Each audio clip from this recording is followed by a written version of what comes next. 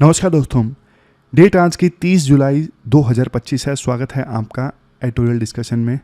आज 3 इश्यूज हम डिस्कस करेंगे। सबसे पहले हम आर्टिकल डिस्कस करेंगे। राजस्थान के झालावाड़ जिले के एक सरकारी स्कूल की छत गिर गई, 7 निर्दोष बच्चों की जान चली गई, बिल्कुल मासूम बच्चे। तो ये जो हादसा था काफ़ी ज़्यादा दर्दनाक था। तो पूरे एजुकेशन इंफ्रा से संबंधित चीज़ें डिस्कस की जाती हैं इस आर्टिकल में, राजस्थान को कंटेक्स्ट में लेके। दूसरा आर्टिकल हम डिस्कस करेंगे कॉन्ट्रेक्चुअलाइजेशन से संबंधित। और तीसरा इशू आज हम डिस्कस करेंगे निसार मिशन है, इसरो और नासा का मिल के मिशन है, इसे हम डिस्कस करेंगे। कुछ बच्चों ने बोला कि एथिक्स को हम फिर से कंटिन्यू कीजिए। एथिक्स को हम कंटिन्यू करेंगे, मुझे 4-5 दिन का वक्त चाहिए। अगले हफ्ते से मैं कोशिश करूँगा फिर से स्टार्ट करने की। अब चलिए डिस्कशन स्टार्ट करते हैं। हमारी आज की डिस्कशन में फर्स्ट इंपॉर्टेंट आर्टिकल एक दर्दनाक हादसे से संबंधित है और फोकस है हमारे देश में एजुकेशन इंफ्रा पर। आप ना सिलेबस में जीएस पेपर सेकंड के इस टॉपिक से आर्टिकल को रिलेट कर सकते हो। 25 जुलाई 2025 को राजस्थान के झालावाड़ डिस्ट्रिक्ट में एक सरकारी स्कूल का नाम था पिपलोडी गवर्नमेंट स्कूल। यहाँ पे देखो एक ना मॉर्निंग की प्रेयर चल रही थी और प्रेयर में आपको पता है सारे जो स्कूल के स्टूडेंट्स हैं वो जमा होते हैं। तो क्लास 6 और क्लास 7 के बच्चे जिस लाइन में खड़े थे ना, उनके ऊपर ना स्कूल की बिल्डिंग का एक हिस्सा अचानक से गिर गया। देखो इस हादसे में ना 7 बच्चों की मौत हो गई, काफ़ी सारे इंजर्ड हो गए। और इस स्कूल में ज़्यादातर जो बच्चे थे ट्राइबल फैमिलीज़ के थे। आपको ये भी पता है, देखो सरकारी स्कूलों में आजकल वो अपने बच्चों को पढ़वाते हैं जो काफ़ी ज़्यादा पुअर होते हैं, गरीब होते हैं, जिनके पास में साधन नहीं होते। तो इस सरकारी स्कूल में जो बच्चे पढ़ रहे थे ना, ट्राइबल फैमिलीज़ के थे, पुअर थे। अगले दिन, और आपको देखो हैरानी होगी, 25 जुलाई को झालावाड़ डिस्ट्रिक्ट में ये दुखद हादसा हुआ, 7 स्टूडेंट्स की डेथ हो गई। अगले ही दिन राजस्थान के नागौर में एक और स्कूल की छत गिर गई। ये तो देखो गनीमत रही कि अगले दिन स्कूल की छुट्टी थी, छत गिरी तो नुकसान नहीं हुआ क्योंकि कोई स्कूल में था ही नहीं। इसके बाद तो देखो राजस्थान में ना गुस्सा फूट पड़ा। लोगों का एक ही सवाल था कि हमने अपने बच्चों को सरकारी स्कूल में भेजा था, हम सरकार को दिए थे हमने अपने बच्चों को, सरकार हमारे बच्चों को सेफ नहीं रख सकी तो हम कहां पे जाएं। देखो वैसे इस आर्टिकल में ना थोड़ा सा फोकस राजस्थान पे है शुरुआत में, लेकिन आप पॉइंट्स को जनरलाइज कर सकते हो। यही हालत देखो ज़्यादातर राज्यों की है। ज़्यादातर राज्यों में सरकारी स्कूलों का जो इंफ्रा है ना वीक है। कुछ राज्यों का अच्छा हुआ है लेकिन ज़्यादातर राज्यों का वीक है। राजस्थान की बात करें, राजस्थान में ना 70,000 प्लस गवर्नमेंट स्कूल्स हैं, जिसमें देखो 84 लाख स्टूडेंट्स जो हैं वो पढ़ते हैं। लेकिन देखो खुद एजुकेशन डिपार्टमेंट ने माना है राजस्थान में जो 70,000 स्कूल है ना, उसमें से 8,000 स्कूल जो हैं उनकी हालत बहुत ज़्यादा खराब है। 70,000 में से 8,000 स्कूलों की हालत बहुत ज़्यादा खराब है। लेकिन गुस्सा आपको तब आएगा जब देखो जिस स्कूल की छत गिरी ना, ये झालावाड़ का सरकारी स्कूल, वो इस 8,000 की लिस्ट में शामिल है ही नहीं। मतलब कि एजुकेशन डिपार्टमेंट खुद कह रहा है कि 8,000 स्कूलों की हालत काफी खराब है, लेकिन झालावाड़ स्कूल की छत जो गिरी है वो इस 8,000 स्कूलों में शामिल नहीं है। तो आप अंदाजा लगा सकते हो कि इन 8,000 स्कूलों की हालत कितनी ज्यादा खराब होगी। समझ गए? वैसे लास्ट 2 सालों में राजस्थान की सरकार ने 650 करोड़ रुपए दिए हैं इंफ्रास्ट्रक्चर इंप्रूव करने के लिए। लेकिन जैसा देखो पूरे भारत में होता है, पैसा तो दिया जाता है लेकिन इनएफिशिएंसी के कारण, करप्शन के कारण वो पैसा कई बार यूज नहीं हो पाता, कई बार यूज हो भी जाता है तो ग्राउंड लेवल पे कोई चेंज नहीं आता क्योंकि सारा लीकेज हो जाता है, कमीशन वगैरह चल जाता है, मिडलमैन खा जाते हैं पैसा और ग्राउंड लेवल तक इंप्रूवमेंट आता है बहुत कम। तो यही हुआ राजस्थान में भी। अब आप देखिए पॉलिसी के लेवल पे क्या चल रहा है। देखो नेशनल एजुकेशन पॉलिसी 2020 में आई थी। बहुत उम्मीदें थी कि अब एजुकेशन में कुछ अच्छा होगा। इस पॉलिसी में बोला गया कि देश में ना एजुकेशन पे कितना खर्च होगा, देश की जीडीपी का ना 6% जो है वो एजुकेशन सेक्टर पे खर्च किया जाएगा, ऐसा बोला गया नेशनल एजुकेशन पॉलिसी में। लेकिन आज भी एजुकेशन पे खर्च ना 4.6% ऑफ जीडीपी तक नहीं पहुंचा है, इतना ही है। तो अभी हम लक्ष्य से बहुत दूर हैं। 5 साल हो गए नेशनल एजुकेशन पॉलिसी आए, अभी तक बजट बढ़ा नहीं है। सरकार का फोकस ना सरकारी स्कूलों पे कम है। सरकार प्राइवेटाइजेशन ऑफ एजुकेशन पे ज़्यादा फोकस कर रही है। सरकार कहती है कि जो एजुकेशनल संस्थान है या स्कूल है ना, वो सेल्फ फाइनेंस करें, खुद ही अपने रिसोर्सेज जुटाएं, खुद ही पैसा इकट्ठा करके अपना काम चलाएं। अरे भैया, हायर एजुकेशन संस्थान तो ऐसा कर सकते हैं, लेकिन स्कूल्स ऐसा कैसे करेंगे? अगर स्कूल्स अपनी फीस बढ़ा देंगे, सरकारी स्कूल्स, तो फिर गरीब परिवारों के बच्चे, ट्राइबल फैमिलीज के बच्चे यहां पर कैसे पढ़ सकेंगे? वो स्कूल आएंगे ही नहीं, वो पेरेंट्स अपने बच्चों को स्कूल भेजेंगे ही नहीं। तो बात ये है, आप ना ये सेल्फ फाइनेंसिंग का मॉडल ये स्कूल्स पे नहीं थोप सकते। हमारे देश में बेसिक लिटरेसी और फाउंडेशनल लिटरेसी जो है, न्यूमरेसी जो है, बेसिक एजुकेशन बहुत ज़्यादा ज़रूरी है। तो ये सरकार स्पॉन्सर्ड ही होनी चाहिए। और सरकार कई बार पता क्या करती है, सरकार अपना पल्ला झाड़ लेती है। छोटे छोटे एरिया में एक मॉडल स्कूल डेवलप करेगी और बोल देगी कि बाकी स्कूलों को भी ऐसे ही बनना है। सिर्फ एक मॉडल स्कूल डेवलप करने से काम नहीं चलेगा। बाकी स्कूलों का क्या? बाकी स्कूलों का क्या? उनकी हालत कैसे ठीक होगी जब तक आप उन्हें रिसोर्सेज नहीं दोगे? पॉइंट समझ गए ना? मतलब 70,000 स्कूल अकेले राजस्थान में हैं। कुछ फैंसी स्कूल्स बनाने से, फोटो खिंचवाने से काम नहीं चलेगा। आपको पूरे राजस्थान में, पूरे भारत में जो स्कूल इंफ्रास्ट्रक्चर खराब है ना, उसका संज्ञान लेना होगा, चीज़ों को दुरुस्त करवाना होगा। ये हमारे देश के बच्चों का सवाल है। अगर देखो इस प्रकार स्कूलों की छतें गिरेंगी तो पेरेंट्स अपने बच्चों को स्कूलों में भेजना बंद कर देंगे। बुनियादी चीज़ों को इग्नोर हम नहीं कर सकते। ये तो बेसिक चीज़ें हैं कि बिल्डिंग सेफ होनी चाहिए, क्लासरूम्स सेफ होने चाहिए, टीचर्स की कमी नहीं होनी चाहिए स्कूल्स में। रूरल एरिया में कई बार आप देखोगे एक एक टीचर 5-5 क्लासेस को कंबाइन करके पढ़ा रहा है। क्लास 1, 2, 3, 4, 5, मतलब सारी क्लासेस को कंबाइन करके एक ही टीचर पढ़ा रहा है स्कूल में। ऐसे भी हालत आप देखोगे।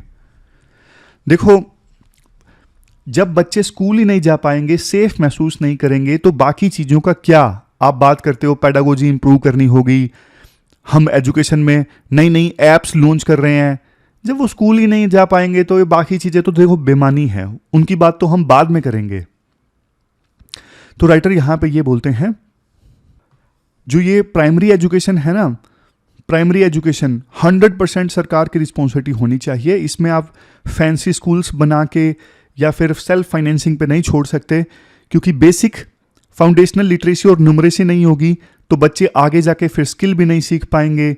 स्किल नहीं सीख पाएंगे तो इकोनॉमी में कंट्रीब्यूट नहीं कर पाएंगे। और जिस डेमोग्राफिक डिविडेंड की हम बात हमेशा करते हैं, जो ख़त्म होने वाला है जल्द ही, वो ख़त्म हो जाएगा, हमारे हाथ से निकल जाएगा अगर बच्चों में basic numeracy, basic foundational skills नहीं होंगी।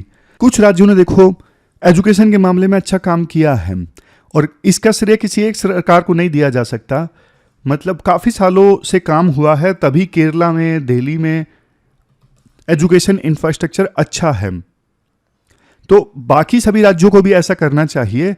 जितनी भी पुरानी बिल्डिंग्स हैं ना स्कूल्स की, सभी की सेफ्टी संबंधित ऑडिटिंग होनी चाहिए। क्या ये स्कूल सेफ हैं?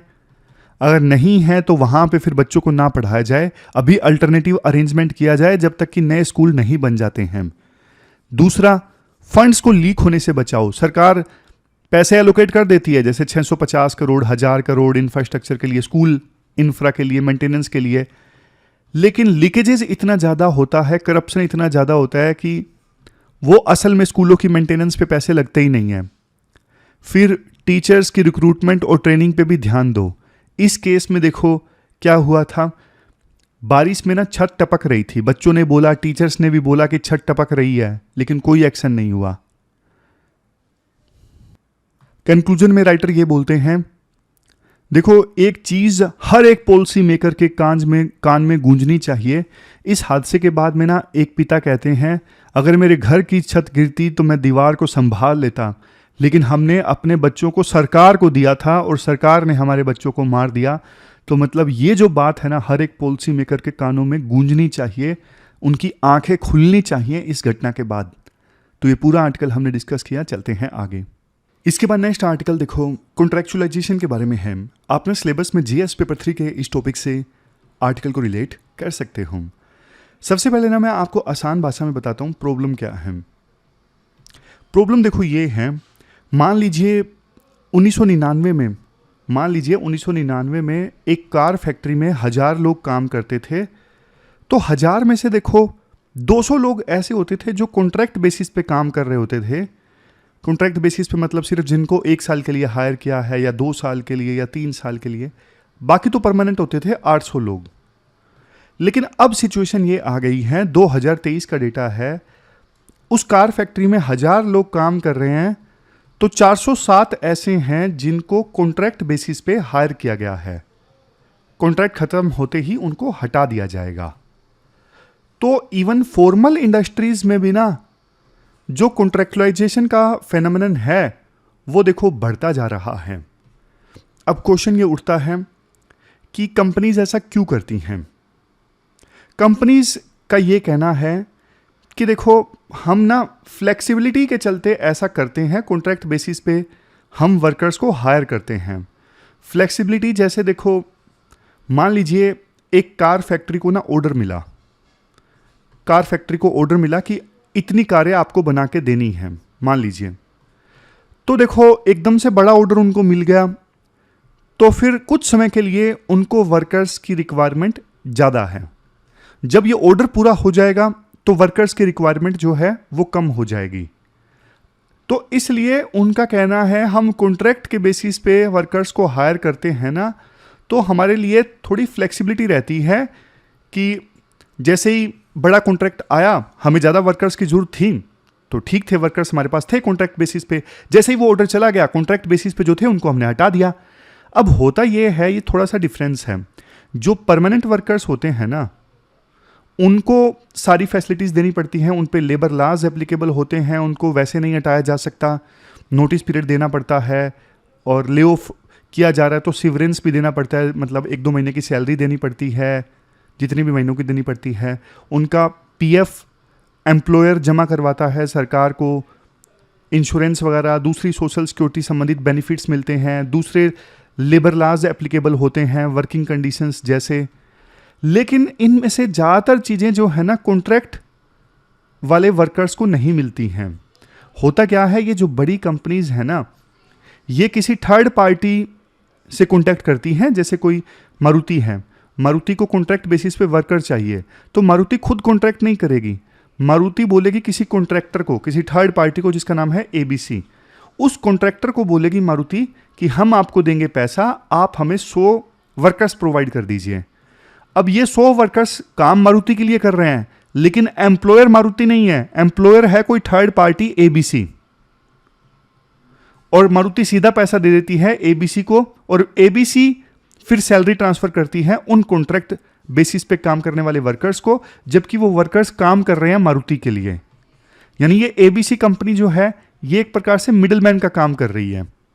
अब इसमें नुकसान देखो ये है, मारुति कंपनी जो पैसा एबीसी कंपनी को ट्रांसफर कर रही है ना, वो उसमें अपना कमीशन भी रखेगी, वो अपना प्रॉफिट भी रखेगी, और फिर प्रॉफिट कमीशन रख के उन कॉन्ट्रैक्चुअल वर्कर्स को सैलरी दी जाएगी जो कम होती है काफ़ी ज़्यादा। राइटर एग्जाम्पल देते हैं कि कितना सैलरी में डिफरेंस आ जाता है। जैसे एक डिफरेंस ये देखिए, कॉन्ट्रैक्ट पे काम करने वाले वर्कर्स को ना परमानेंट वर्कर्स के मुकाबले में 14.5% कम सैलरी मिलती है। बड़े फैक्ट्रीज में तो ये गैप जो है इवन 31% तक का है। और टोटल खर्च की भी बात करें, सैलरी तो चलो एक चीज़ है, कॉन्ट्रैक्ट वर्कर्स पे ना एक कंपनी को 24% कम खर्च करना पड़ता है। जैसे बोनस कम देना पड़ेगा, इलाज पे कम खर्च करना पड़ेगा, पीएफ पे कम खर्च करना पड़ेगा, तो 24% कम खर्च करना पड़ता है बड़ी कंपनीज को कॉन्ट्रैक्चुअल वर्कर्स पे। कुछ इंडस्ट्रीज में तो ये गैप देखो 78 से लेके 85% के बीच में भी है। चलो देखो कुल मिला के डेटा इतना ज़्यादा आपको याद रखने की आवश्यकता नहीं है, इतना याद रखिए ये 14.47% कम वेज पेमेंट मिलती है कॉन्ट्रैक्चुअल वर्कर्स को। एक डेटा याद रख लीजिए, बहुत है जो आंसर्स में यूज हो उसके। जो आंसर्स में यूज नहीं होते वो बेकार का डेटा याद रखने से क्या फ़ायदा, लेकिन कई बार स्टोरी समझाने के लिए ज़रूरी होता है। तो हाँ, एक चीज़ आपको समझ में आ गई कि कॉन्ट्रैक्ट पे काम करने वाले वर्कर्स को ना कम जो वेजेस हैं वो दिए जाते हैं। लेकिन अब एक और इम्पैक्ट देखिए, जो ये कॉन्ट्रैक्ट पे काम करने वाले वर्कर्स है ना, इनकी प्रोडक्टिविटी भी कम होती है। जैसे आपने परमानेंट वर्कर्स हायर कर लिए। परमानेंट वर्कर्स को देखो पता है मशीनें कैसे चलती हैं और कैसे कोई कमी आ जाए तो उनको दूर करना है, लेकिन आप कॉन्ट्रैक्ट पे वर्कर्स लाओगे, उनको पहले ट्रेनिंग दोगे, मशीन चलाना सिखाओगे, फिर वो वर्कर छोड़ के चला जाएगा, फिर आप नया वर्कर हायर करोगे, उसको फिर से सिखाओगे, तो उनको इतनी प्रैक्टिस भी नहीं होती, एक्सपीरियंस भी नहीं होता। मतलब ओवरऑल बड़ी पिक्चर देखे ना, बड़ी कंपनीज को लगता है कि कॉन्ट्रैक्चुअल वर्कर्स सस्ते होते हैं, लेकिन उनकी प्रोडक्टिविटी भी कम होती है। सेम आवर्स में कॉन्ट्रैक्चुअल वर्कर्स कम काम करते हैं। तो ओवरऑल बड़ी पिक्चर देखें तो कंपनीज को उतना फायदा हो नहीं पाता जितना वो सोचते हैं, क्योंकि कॉन्ट्रैक्चुअल वर्कर्स कम काम कर पाते हैं, उतनी एफिशिएंसी के साथ में काम नहीं कर पाते हैं। यहाँ पे एक डेटा भी दिया हुआ है, जो एक तो है वो एंटरप्राइजेज जो कॉन्ट्रैक्चुअल वर्कर्स पे ज़्यादा फोकस करती हैं, उनको ज़्यादा हायर करती हैं। दूसरी है परमानेंट वर्कर्स या फिर लेबर इंटेंसिव एंटरप्राइजेज।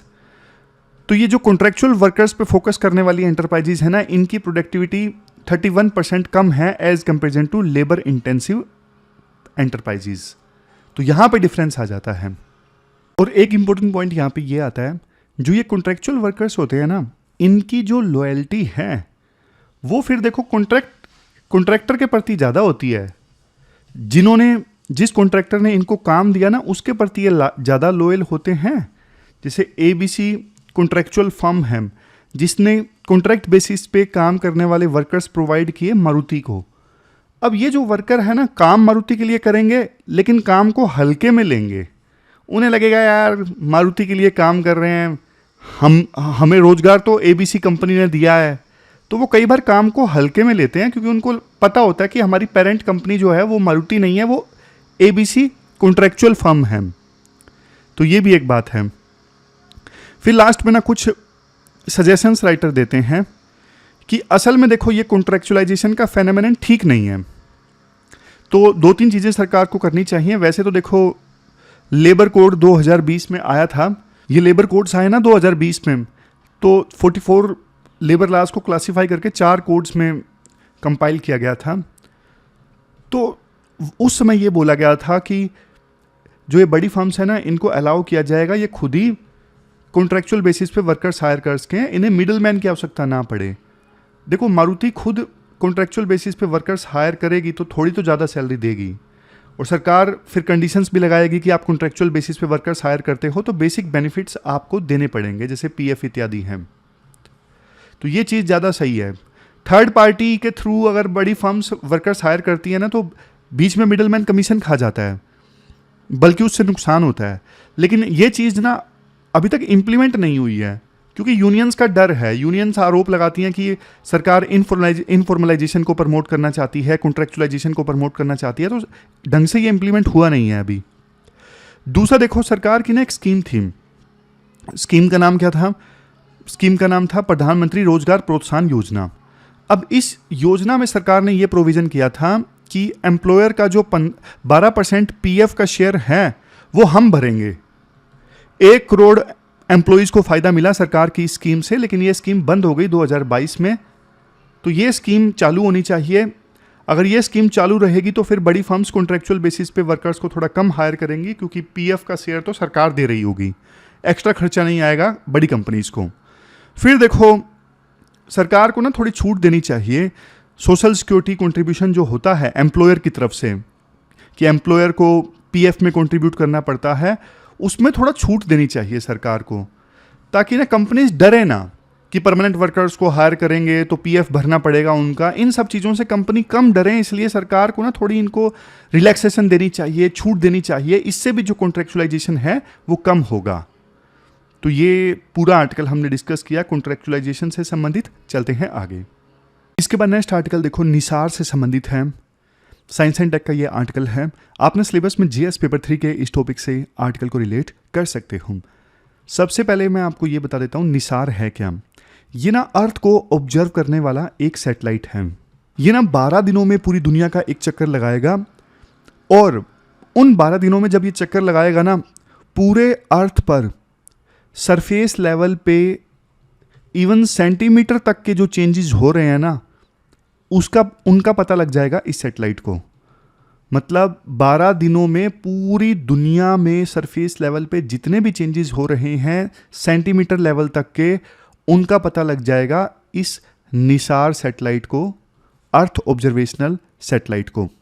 इस सैटेलाइट पे देखो 2 रडार लगे हुए हैं, एक एल बैंड का जो नासा का है और दूसरा रडार है एस बैंड का जो इसरो ने प्रोवाइड किया है। जी हाँ, ये जो मिशन है ना, ये नासा और इसरो का जॉइंट मिशन है। दोनों ने मिल के इस मिशन को लॉन्च किया है। बहुत स्ट्रॉन्ग अर्थ ऑब्जर्वेशनल सैटेलाइट लॉन्च किया है दोनों ने मिल के।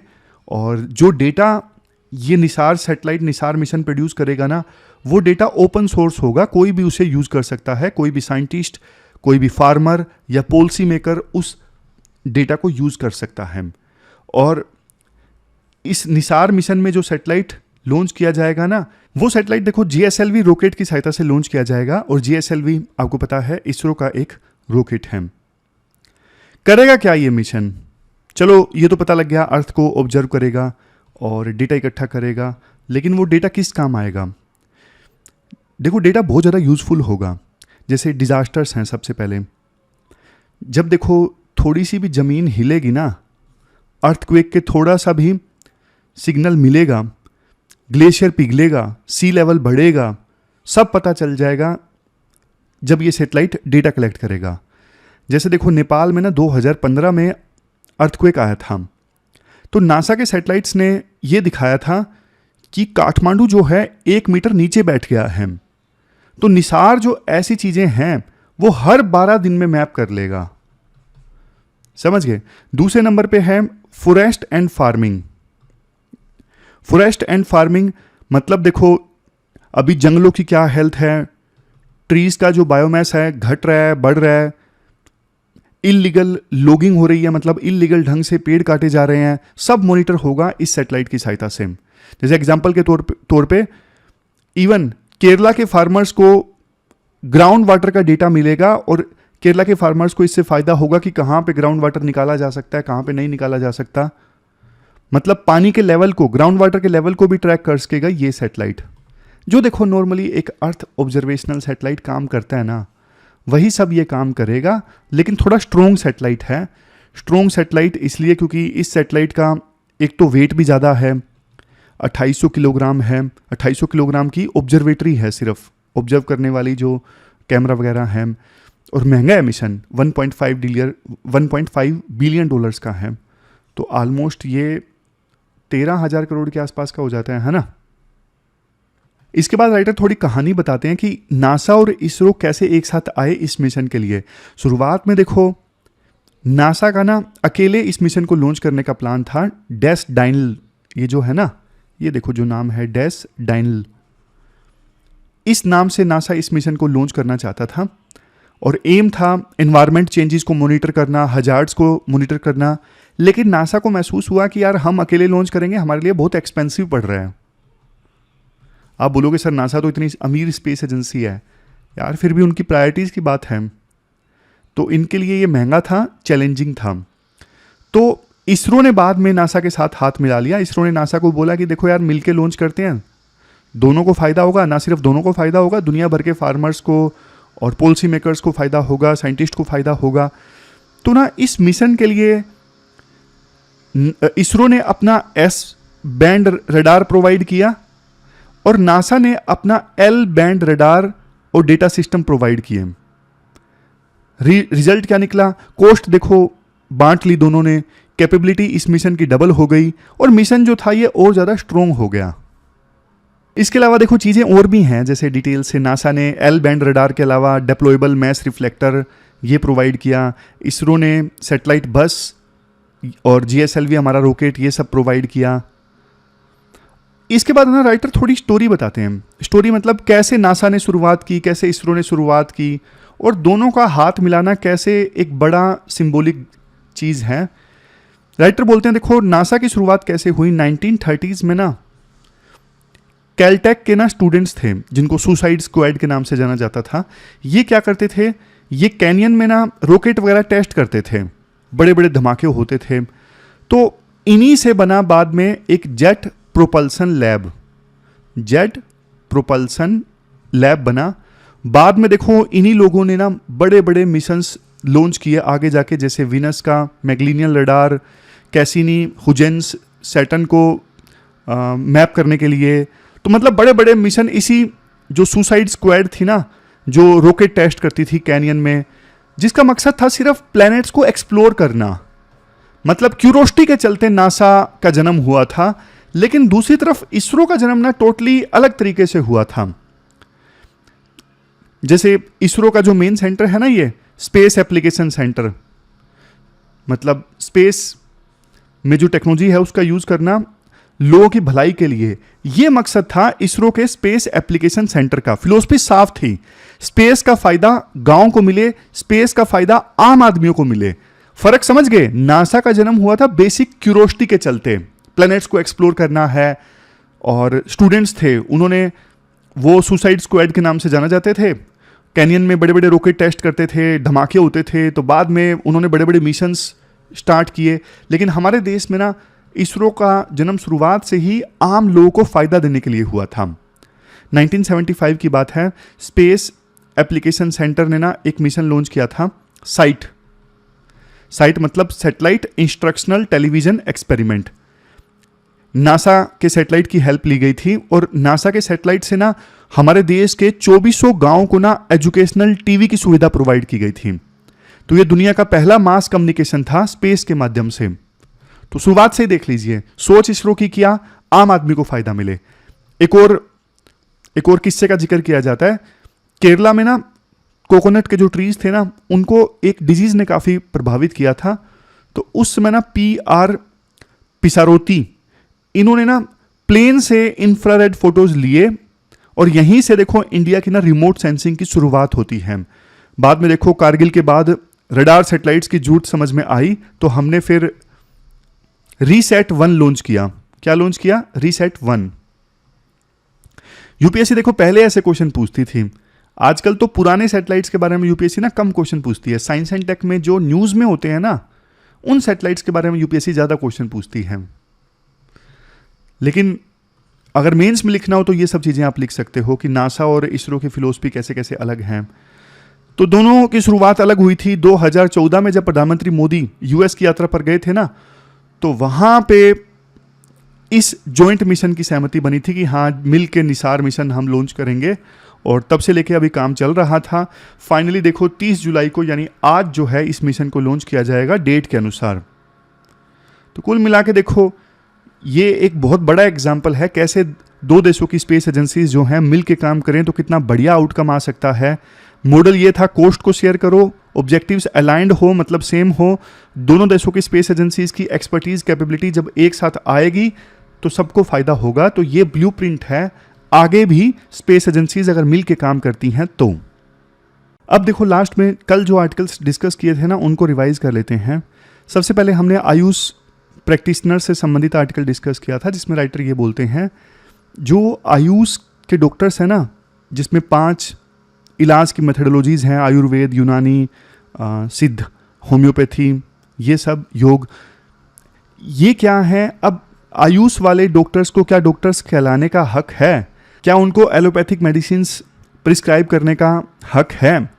तो देखो, इसकी शुरुआत तो ना आज़ादी से पहले ही हो गई थी। भोरे कमेटी ने कहा था कि जो ट्रेडिशनल मेडिसिन की टेक्निक्स है ना, विभिन्न देश इसे छोड़ रहे हैं, तो लेकिन भोरे कमेटी ने ना राज्यों पे छोड़ दिया था कि आप इसे बंद करना चाहो तो कर सकते हो। लेकिन बाद में स्वदेशी चिकित्सा समिति का निर्माण हो गया था, तो इनके प्रेशर के चलते नेहरू ने ये इशू छोड़ दिया था। फिर इंदिरा गांधी ने इनको रिकॉग्निशन देने के लिए एक एक्ट बना दिया। बाद में मोदी सरकार ने 2020 में एक नया एक्ट बना दिया, national commission for Indian system for medicine act 2020। देखो, राइटर तो सख्त खिलाफ हैं आयुष के। वो ये कहते हैं कि आयुष और जो अभी मॉडर्न मेडिसिन वाले डॉक्टर्स हैं ना, दोनों के बीच में कोई बीच का रास्ता नहीं है। इंटीग्रेटेड मेडिसिन का कोई स्कोप नहीं है, क्योंकि दोनों की फिलोसफीज ही बिल्कुल अलग अलग हैं। जहाँ मॉडर्न मेडिसिन जर्म्स, बैक्टीरिया, इनके कारण इन्फेक्शन होता है, इस थ्योरी पे काम करती है। तो और जबकि आयुर्वेद जो है, जैसे वात, पित्त, कफ, ये दोष होते हैं, और दोषों के बीच में जब इनबैलेंस हो जाता है तो हम बीमार हो जाते हैं। ये सब चीज़ें इन पे काम करती है। तो दोनों के बीच में कोई बीच का रास्ता नहीं है। सुप्रीम कोर्ट की रूलिंग आई थी 1998 में Mukhtiar Chand and others versus State of Punjab and others case में, जिसमें सुप्रीम कोर्ट ने क्लैरिफाई किया था जिस चीज़ के जो डॉक्टर्स हैं ना उस चीज़ की दवाई प्रिस्क्राइब करें, बाकी नहीं। कुल मिलाकर उन्होंने इनडायरेक्टली बोला था कि आयुष के डॉक्टर्स मॉडर्न मेडिसिन ना प्रिस्क्राइब करें। तो ये पूरा आर्टिकल हमने डिस्कस किया था। फिर टीसीएस ले ऑफ वाला आर्टिकल हमने डिस्कस किया कि टीसीएस पहली बार ले ऑफ कर रहा है। टीसीएस वाले तो ये बोल रहे हैं स्किल मिसमैच है, लेकिन असल में डर इस चीज़ का है कि एआई जॉब खा रही है, खास करके एंट्री लेवल पे इंजीनियर्स का काम होता था टेस्टिंग वगैरह, वो अब एआई काफ़ी सस्ता कर देता है। तो सरकार को ना थोड़ा सजग रहना चाहिए, शॉर्ट टर्म कोर्सेज सिखाए जाएँ, नई नई चीज़ों के बारे में कोर्सेज सिखाए जाएँ, जैसे क्लाउड कंप्यूटिंग, साइबर सिक्योरिटी जो है, फार्मास्यूटिकल है, इनमें कोर्स सिखाए जाएँ। नई नेचर की जॉब जनरेट हो रही है और अब सरकार हाथ पे हाथ धरे नहीं बैठ सकती, अदरवाइज़ बहुत सारे लोगों की जॉब जाएगी, क्योंकि आईटी सेक्टर में ये जो अनईजीनेस है ना, 12,000 लोगों को हटाना, 50% सर्विसेज एक्सपोर्ट में कंट्रीब्यूट करता है आईटी सेक्टर, और इसके अलावा देश की जीडीपी में 7% कंट्रीब्यूट करता है। तो यहाँ पे एक प्रकार से स्लो डाउन आना देश की इकोनॉमी के लिए चिंता की बात है। फिर चोला लीगेसी से संबंधित आर्टिकल हमने डिस्कस किया था। राजेंद्र चोला वन के मैरीटाइम एक्सपीडिशन को 1000 साल पूरे हो गए। चोला एम्पायर के दौरान बहुत बढ़िया सिचुएशन थी। इन्होंने विलेज पंचायत पे फोकस किया, लोकल डेमोक्रेसी पे फोकस किया, इनका वाटर मैनेजमेंट बहुत अच्छा था, इतना बढ़िया आर्किटेक्चर उन्होंने डेवलप किया। गंगाईकोंडा टेम्पल, बृहदेश्वर टेम्पल 1000 सालों से खड़े हैं और स्ट्रक्चर कितना बढ़िया है, वाइब्रेशंस को आसानी से एब्जॉर्ब कर लेते हैं, अर्थक्वेक प्रोन है। तो मतलब ये चीज़ें सीखनी चाहिए चोला एम्पायर से। क्वेश्चन देख लीजिए जो लास्ट में आपको अटेम्प्ट करना है। एजुकेशन इंफ्रा से संबंधित ये क्वेश्चन है जो आपको अटेम्प्ट करना है। 250 वर्ड्स में इस क्वेश्चन का आंसर देना है। 15 मार्क्स का ये क्वेश्चन है। तो ये थी हमारी आज की डिस्कशन। मिलते हैं फिर से एक नई डिस्कशन के साथ। तब तक आप अपना ध्यान रखिए, अच्छे से पढ़िए। Thank you very much for discussion.